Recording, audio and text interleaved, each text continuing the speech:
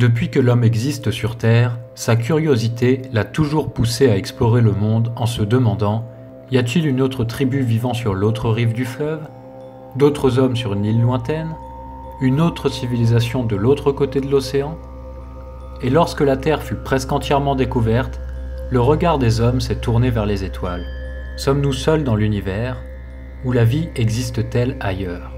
Les premières traces de vie sur Terre remontent à 3,5 milliards d'années, et cette vie devrait perdurer encore un petit milliard d'années. Pourquoi? Je t'explique. Notre Soleil est âgé de 4,6 milliards d'années, et devrait encore briller 5 milliards d'années. Cependant, sa luminosité va continuer de croître d'environ 10% tous les milliards d'années. Ainsi, notre belle planète bleue va se transformer progressivement en étuve, à l'image de notre voisine Vénus, sur laquelle règne un infernal effet de serre où les températures peuvent atteindre 465 degrés Celsius. Ainsi, la vie sur Terre durera environ 4,5 milliards d'années au total. L'humanité, quant à elle, est apparue il y a environ 100 000 ans et devrait durer, selon les estimations actuelles, 1 million d'années. Oui et... Attends, tu vas voir où je veux en venir. On estime que le Big Bang, l'apparition de toute la matière composant notre univers, remonte à 14 milliards d'années. La vie sur Terre est donc apparue relativement rapidement. Il se peut même que notre planète soit la première à abriter la vie. Cependant, l'univers est si vaste qu'il est tout à fait possible qu'une ou plusieurs autres planètes réunissent les innombrables conditions pour qu'une forme de vie puisse apparaître. Admettons que ce soit le cas. Rappelez-vous que l'humanité ne représentera qu'un peu plus d'1 million d'années dans un univers où le temps se compte en dizaines de milliards d'années. À l'échelle du temps cosmique, l'humanité est apparue et disparaîtra en un claquement de doigts. D'où le fait qu'il soit peu probable que nous ayons un jour la chance de découvrir une forme de vie extraterrestre qui, elle aussi, ne représentera qu'un claquement de doigts fugace dans la trame du temps cosmique. En effet, admettons que l'univers abrite deux formes de vie au même instant. L'univers observable, qui n'est que la partie dont la lumière a eu le temps de parvenir jusqu'à nous, étant si vaste, environ 93 milliards d'années-lumière de diamètre, que les chances pour que les deux formes de vie puissent entrer en contact, se croiser ou simplement se découvrir sont extrêmement minimes.